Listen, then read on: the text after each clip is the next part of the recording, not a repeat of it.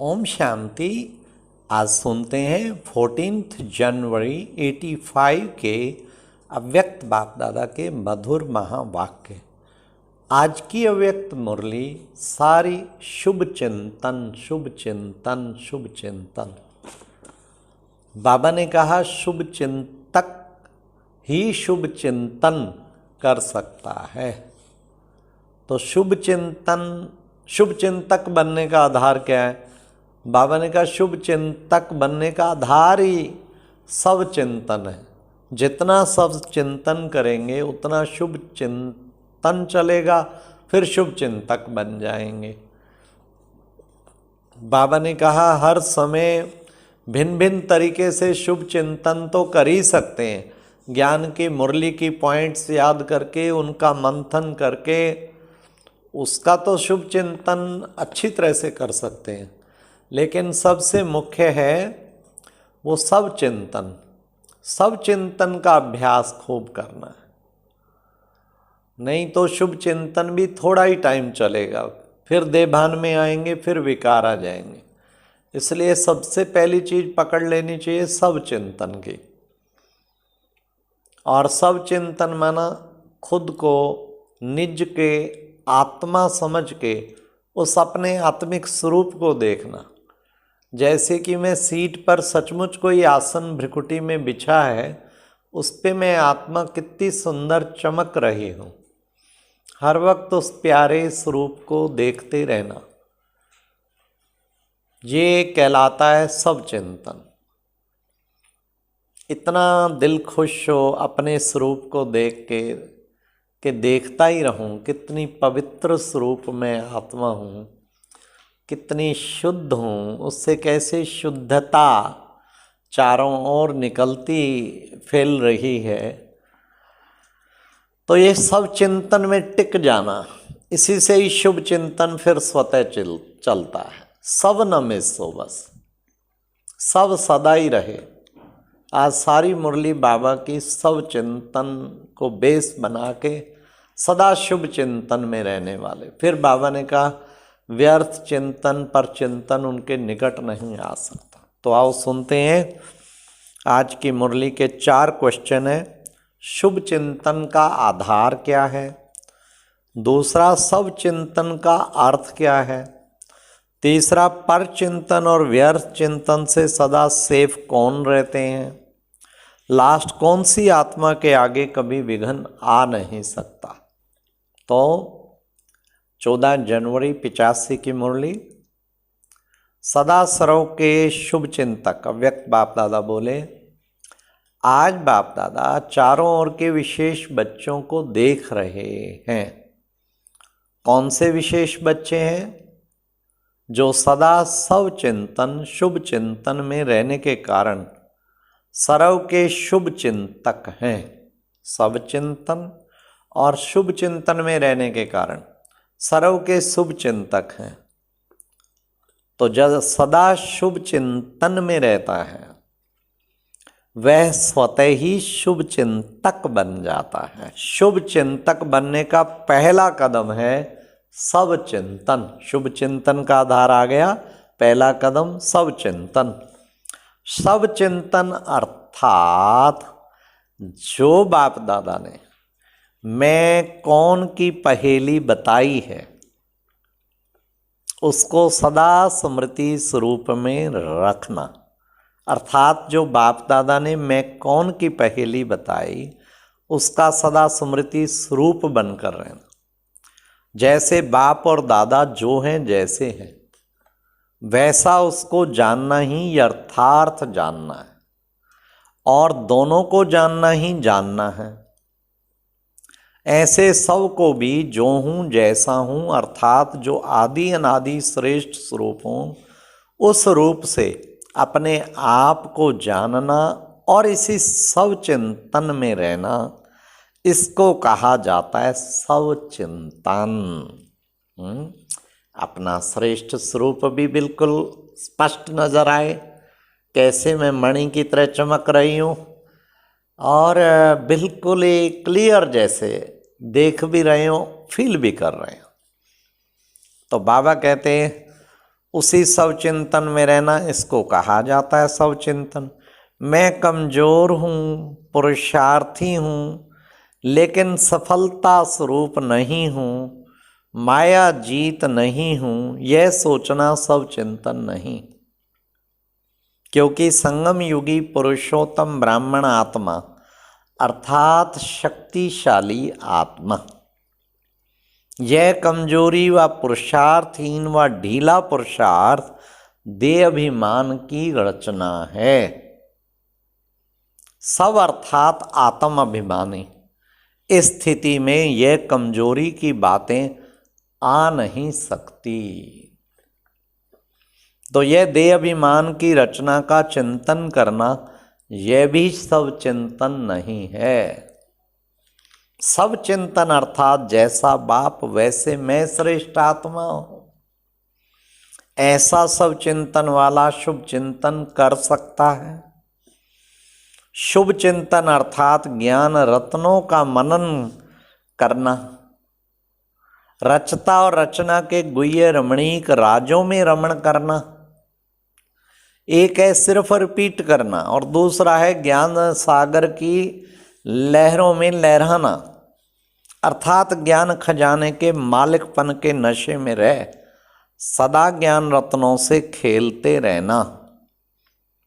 ज्ञान के एक एक अमूल्य बोल को अनुभव में लाना, अर्थात स्वयं को अमूल्य रत्नों से सदा महान बनाना।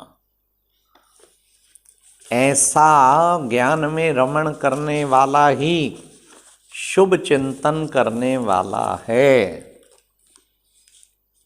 ऐसा शुभ चिंतन वाला स्वतः ही व्यर्थ चिंतन पर चिंतन से दूर हो जाता है, दूर रहता है। सब चिंतन शुभ चिंतन करने वाली आत्मा हर सेकंड अपने शुभ चिंतन में इतना बिजी रहती है, जो और चिंतन करने के लिए सेकंड का श्वास भी फुर्सत का नहीं है। इसलिए सदा परचिंतन और व्यर्थ चिंतन से सहज ही सेफ रहता है। ना बुद्धि में स्थान है, ना समय है। समय भी शुभ चिंतन में लगा हुआ है। बुद्धि सदा ज्ञान रत्नों से अर्थात शुभ संकल्पों से संपन्न अर्थात भरपूर है। दूसरा कोई संकल्प पाने की मार्जिन ही नहीं है। इसको कहा जाता है शुभ चिंतन करने वाला, हर ज्ञान के बोल के राज में जाने वाला, सिर्फ साज के मजे में रहने वाला नहीं, साज अर्थात बोल के राज में जाने वाला। जैसे स्थूल साज भी सुनने में बहुत अच्छे लगते हैं ना, ऐसे ज्ञान मुरली का साज अच्छा बहुत लगता है। लेकिन साज के साथ राज समझने वाले ज्ञान खजाने के रत्नों के मालिक बन मनन करने में मगन रहते हैं। मगन स्थिति वाले के आगे कोई विघ्न आ नहीं सकता। ऐसा शुभ चिंतन करने वाला सदा ही सर्व के संपर्क में शुभ चिंतक बन जाता है।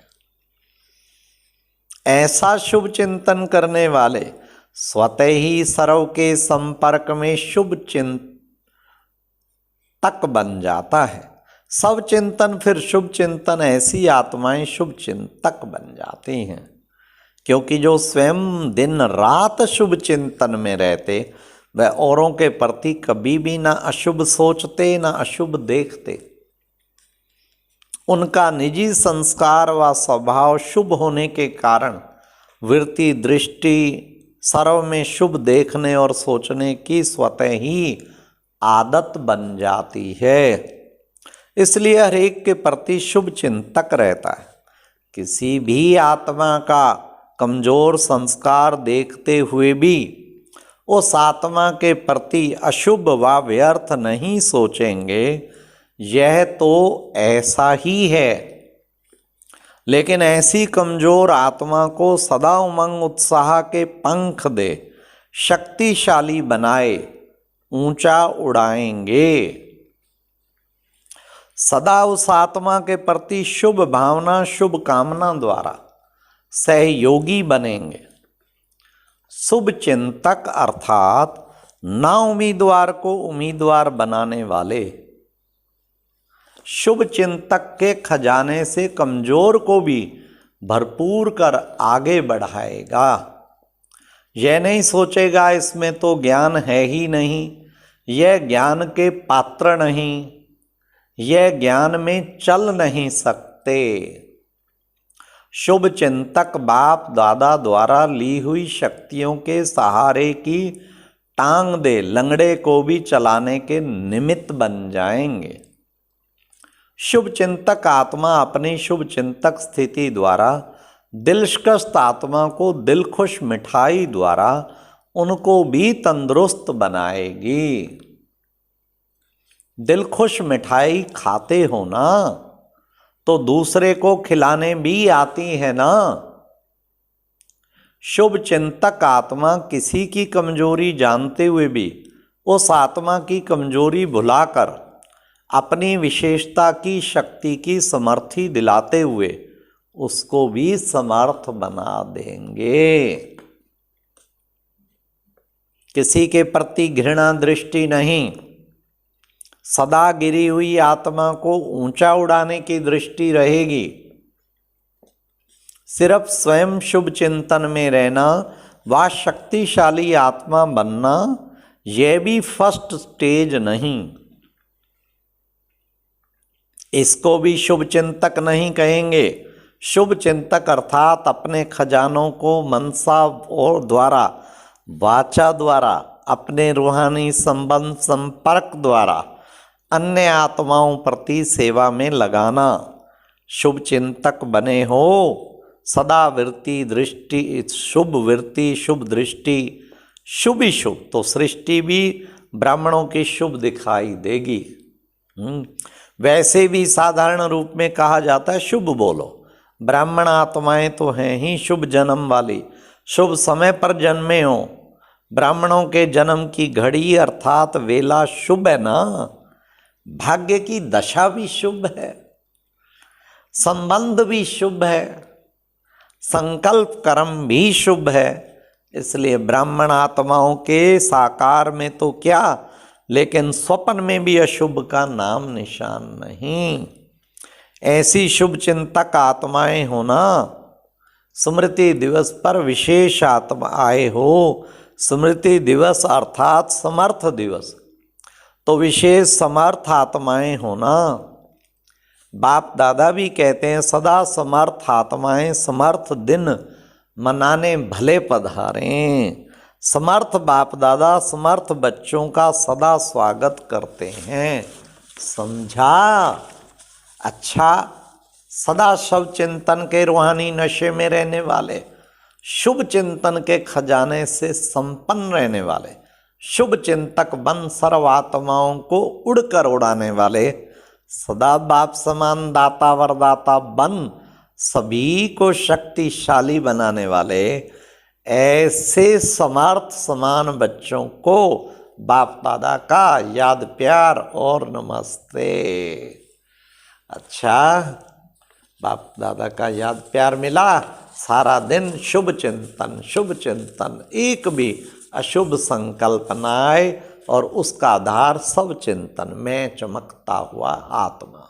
ओम शांति। ये एक प्रेरणादायक वीडियो है, जरूर देखें, कोई भी मिस ना करे।